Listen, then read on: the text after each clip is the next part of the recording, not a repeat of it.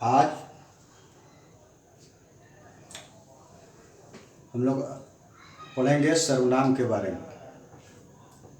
पिछले दिनों हम लोग संज्ञा के बारे में पढ़े थे और अब संज्ञा के बाद सर्वनाम को पढ़ेंगे।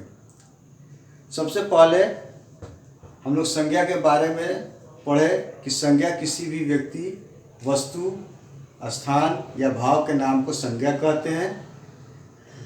और सर्वनाम की परिभाषा क्या है कि संज्ञा शब्द के बदले में जिस शब्द का प्रयोग किया जाए उसे हम लोग सर्वनाम कहते हैं। तो सबसे पहले देखिए यहाँ लिखा हुआ है सर्वनाम। तो इसकी परिभाषा है कि संज्ञा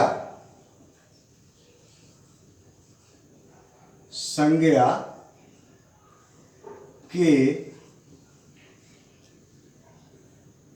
बदले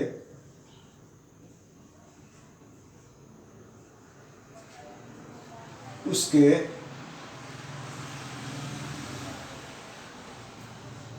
स्थान पर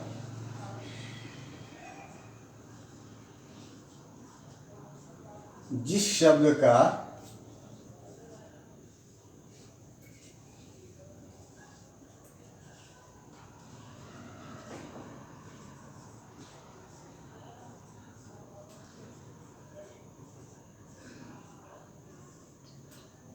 प्रयोग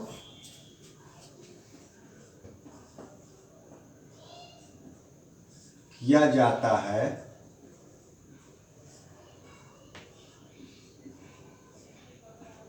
उसे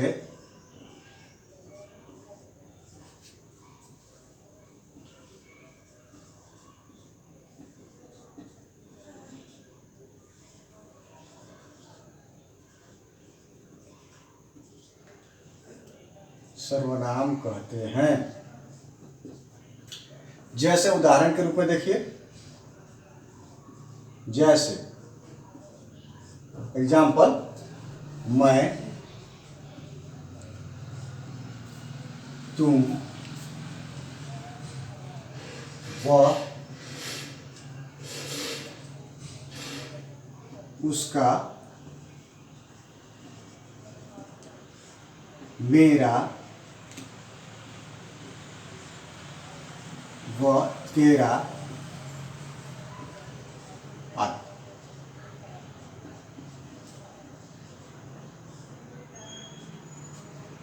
ठीक है। कहने का अर्थ है कि जिस शब्द को संज्ञा के बदले में संज्ञा के स्थान पर लिखा जाता है वैसे शब्द को हम लोग सर्वनाम कहते हैं। जैसे किसी लड़के के बारे में अगर हमें कोई बात कहनी हो लेकिन हमें उसके बारे में बहुत अधिक बातें करनी हो, बहुत अधिक जानकारी देनी हो, तो हर बार उसके नाम को हम लोग नहीं लिखते हैं। क्यों नहीं लिखते हैं? कि एक तो बार बार उसके नाम को बोलना अच्छा नहीं लगता है या सुनना किसी को अच्छा नहीं लगता है। तो उस लड़के के नाम के बदले में हम लोग जिस शब्द का प्रयोग करेंगे वह शब्द सर्वनाम शब्द कहलाता है। जैसे कोई वाक्य लिखा हो, रमेश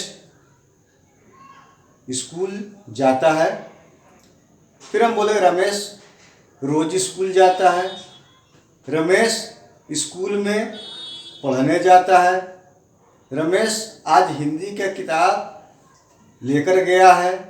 तो बार बार इसमें हम लोग रमेश का नाम ले रहे हैं, लेकिन उस नाम के बदले में सिर्फ हम कहें कि रमेश स्कूल जाता है, वह स्कूल में पढ़ता है, वह आज अपनी हिंदी की किताब लेकर गया है। इसमें रमेश का प्रयोग एक ही बार किया गया, लेकिन रमेश के बदले में हमने उसका, वह इत्यादि शब्दों का प्रयोग किया। यही शब्द जो हैं वो सर्वनाम शब्द कहलाते हैं।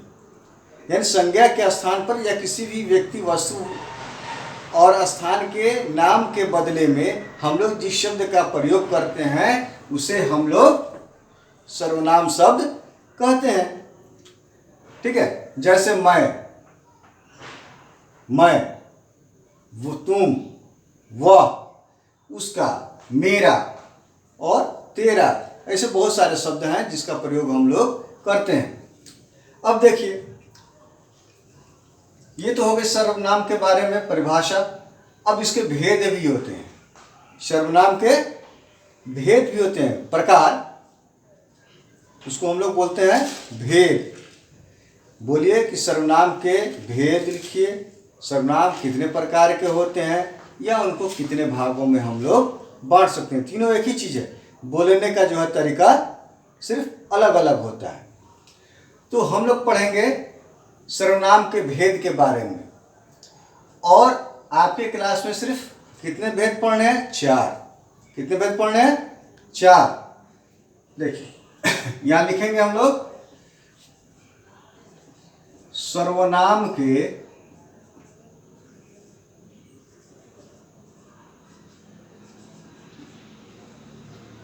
चार भेद होते हैं। सिर्फ आपके लिए, आपके क्लास की जानकारी के लिए हम लोग को सिर्फ 4 ही भेद को पढ़ना है। पहला है, क्या है? पुरुषवाचक सर्वनाम, है ना। पहला है पुरुषवाचक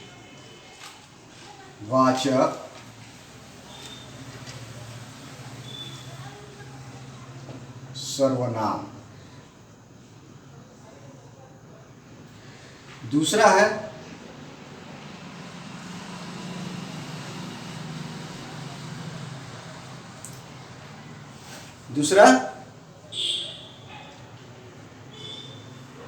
बताइए, दूसरा क्या है? निश्चयवाचक सर्वनाम। दूसरा है निश्चयवाचक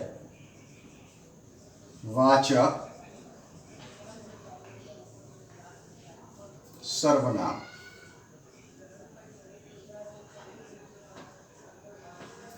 यानी जो निश्चित है, कंफर्म है, उसके बारे में। फिर तीसरा है ठीक इसके विपरीत, अनिश्चय।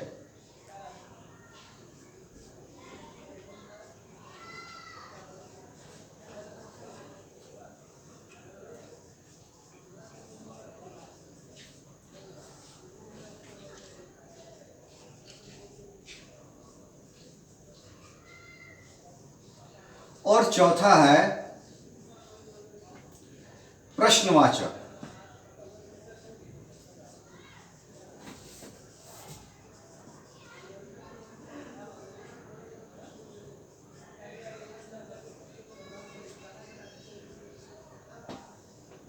देखिए यहां लिखा हुआ है पुरुषवाचक, यानी